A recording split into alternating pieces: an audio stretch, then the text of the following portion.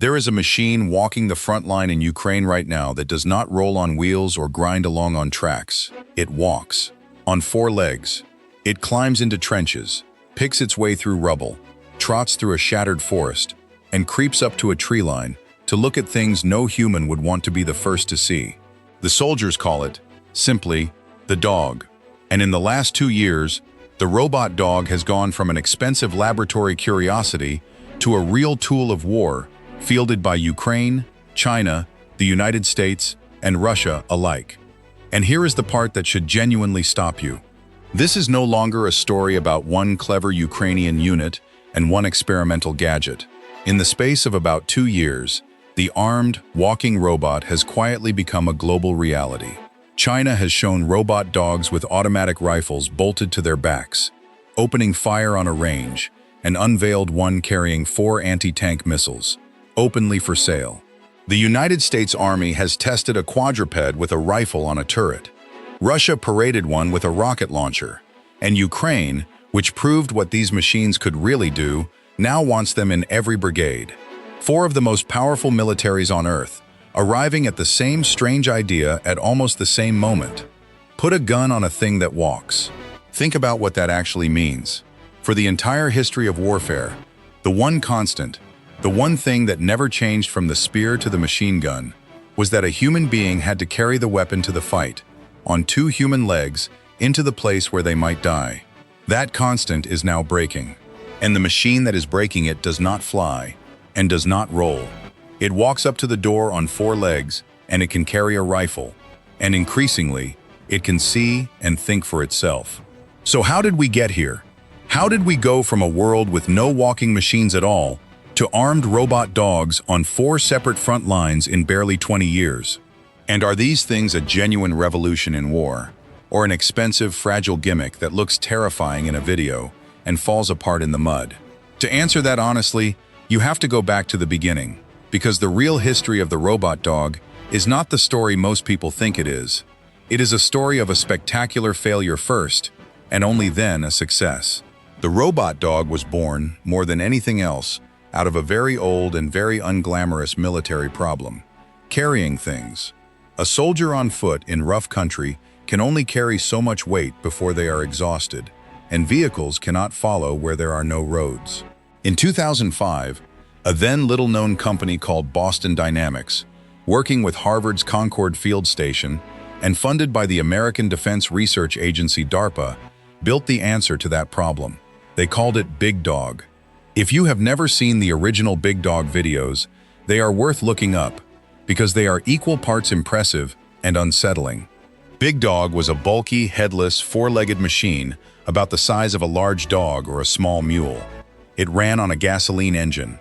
It used gyroscopes and sensors and early computer vision to keep its balance, and it could carry around 180 kilograms of gear across mud, snow, rubble, and hillsides.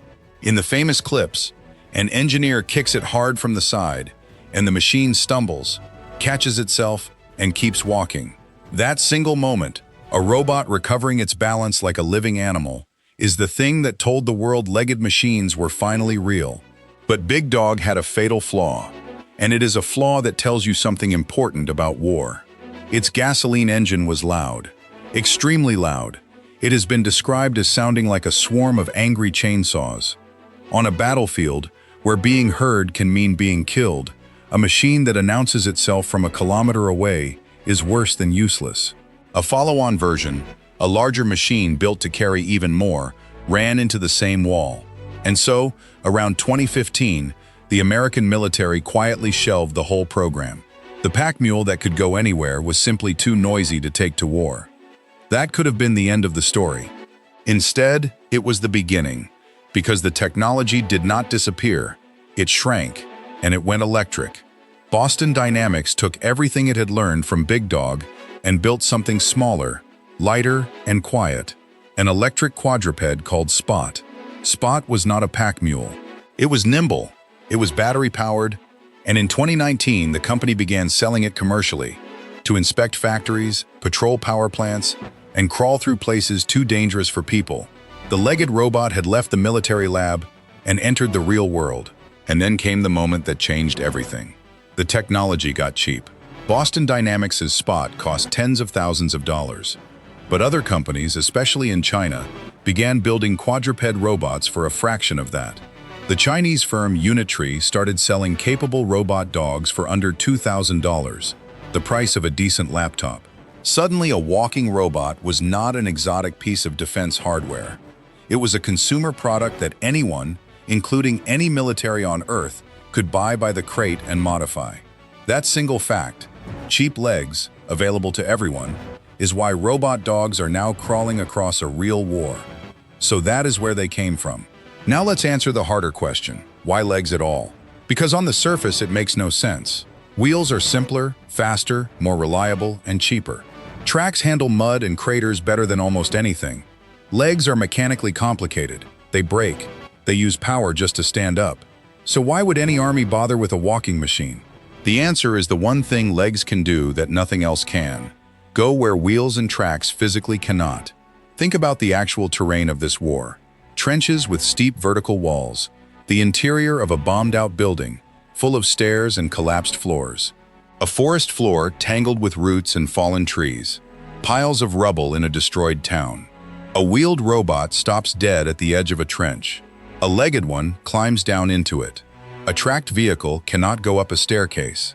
A robot dog trots up it. In exactly the kind of close, broken, human-scale terrain where infantry has always had to go and always died going, the legged machine can follow and the wheeled one cannot. And that unlocks the real purpose, which is the same purpose behind almost every robot in this war. Putting a machine, instead of a person, into the most dangerous place on the battlefield. The most dangerous moment in infantry combat has always been the first look. The soldier who has to peer around the corner, into the trench, over the ridge, into the dark bunker, not knowing what is waiting. That first look gets people killed. A robot dog can take that first look instead. If it is destroyed, a family still has their son. That is the entire logic, and it is worth keeping in mind as we go through what these machines actually do, because almost every job on the list comes back to it. So let's get concrete. What is a robot dog actually doing on the front line in Ukraine today? The first and most important job is reconnaissance, scouting. This is where robot dogs have genuinely earned their place. Ukrainian units have used them around the front near Toretsk and the ruins of Bakhmut to creep forward into contested ground, carrying thermal imaging cameras and send back video of enemy positions without a single soldier exposing himself. A robot dog can be sent down a tree line, into a suspected ambush position, or up to the edge of a village, and if the enemy is there, the worst outcome is a lost machine and a very valuable piece of information. They are there. One Ukrainian brigade commander, describing the machine his unit received, put it plainly, "A dog like this," he said, "should be in every unit." The second job is logistics, carrying things, which is exactly where the whole story began 20 years ago with Big Dog. A robot dog can haul ammunition, water, and batteries forward to a position over ground too broken for a vehicle, and it can do it repeatedly, without fatigue, and without risking the lives of the soldiers who would otherwise have to make that run under drones. The third job is one of the most humane uses of any robot in this war, helping with casualty evacuation and with the grim work of moving under fire. Anything that can carry weight forward can carry weight back, and anything that lets a wounded man be reached without sending more men into the open is saving lives in the most direct way imaginable. The fourth job is mine detection and engineering work, walking ahead of troops through ground that may be seeded with mines, using sensors to find them, so that the machine, and not a person, is the thing that finds the mine the hard way.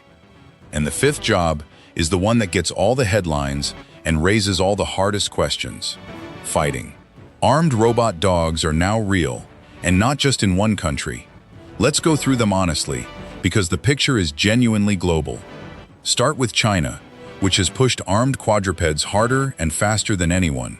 Chinese defense firms, building on cheap commercial platforms like Unitrees, have mounted automatic rifles and machine guns directly onto the backs of robot dogs. Footage has circulated of these machines opening fire on targets on a range. At a major counter-terrorism exercise, rifle-armed robot dogs operated alongside soldiers. And at a defense exhibition in early 2026, a Chinese manufacturer unveiled a quadruped carrying 4 anti-tank guided missiles on its back, a production-ready system, openly offered for international sale. China is not experimenting quietly. It is building these at industrial scale and selling them. The United States has moved more cautiously, but it has moved. The U.S. Army has tested a quadruped from a company called Ghost Robotics, the Vision 60, fitted with a rifle on a small turret, during live-fire trials. Other American robot dogs have appeared armed with specialized rifles at defense trade shows. In the United States, these machines are also widely used for the less dramatic but very real job of guarding military bases and patrolling perimeters. Russia displayed its own version early, an armed robot dog shown off back in 2022, though that particular machine turned out to be a cheap commercial model with a rocket launcher strapped to it, and it was widely mocked at the time. And Ukraine, having proven the reconnaissance value of the unarmed dogs, has stated its intention to field robot dog units more widely, with mounted weapons integrated into its brigades. So an armed, walking robot is no longer a prediction. It exists in several countries right now. Now we have to talk about money, because the cost of these machines is not a footnote to this story. It is the whole story. It is the single factor that decides which of these robot dogs actually ends up in a war, and it splits the world neatly in two. On one side stands the Western approach. Build the best possible machine and charge accordingly. Boston Dynamics Spot launched at $74,500 for the base unit, and that is the friendly number. Configured for real work, with payloads and service contracts, a Spot can run well past $150,000, and some documented units have cost more than $300,000. The American Ghost Robotics Vision 60, the armed military quadruped, reportedly costs around $150,000 to $165,000 each, and in some export markets closer to $250,000. These are superb machines. They are also, at those prices, something you buy a handful of, not something you scatter across a 500-mile front and treat as expendable. On the other side stands the Chinese approach, and it has quietly won. The company Unitree sells a genuinely capable robot dog, the Go-2, starting at around $1,600. $1,600. Its heavier industrial model costs a fraction of what Spot does. To put that in the starkest possible terms, a consumer Unitree robot dog costs roughly 2% of the price of a Boston Dynamics Spot. For the price of a single Western military quadruped, you could buy somewhere between 50 and 100 Chinese ones. And that number, 50 to 100, is the entire reason robot dogs are on the front line at all. Because it changes what the machine is. A $150,000 robot is an asset you protect. A $1,600 robot is a tool you spend. When the machine taking that deadly first look into the trench costs about the same as a decent laptop, you stop agonizing over whether to risk it. You send it. If it comes back, wonderful. If it doesn't, you have lost the price of a laptop instead of the life of a soldier, and you send the next one. That is the same brutal arithmetic that has driven every other cheap and plentiful weapon in this war, from the FPV drone to the naval drone, and it is why the reconnaissance dogs Ukraine actually uses on the front are built on cheap commercial hardware, not on anything that costs 6 figures. But that same cheapness has an uncomfortable other edge, and honest coverage has to name it. When a capable walking robot costs less than a used car, the barrier to fielding one collapses. It is no longer defense ministries alone who can afford a walking machine with a gun on its back. It is almost anyone. China has already shown a quadruped carrying anti-tank missiles, offered openly for export. A technology that costs $2,000 does not stay in the hands of great powers. It spreads. And a world in which armed, walking robots are cheap enough to buy by the dozen is a world that arrives whether we are ready for it or not. But here is where I want to be honest with you, because a lot of the coverage of these machines is breathless and misleading. The robot dog, for all its drama, is not a wonder weapon. It has serious limitations, and understanding them tells you where this technology really sits. First, battery life. These are electric machines, and legs are hungry.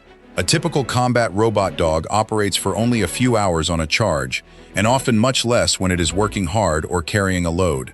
It is not a machine that holds a position for days.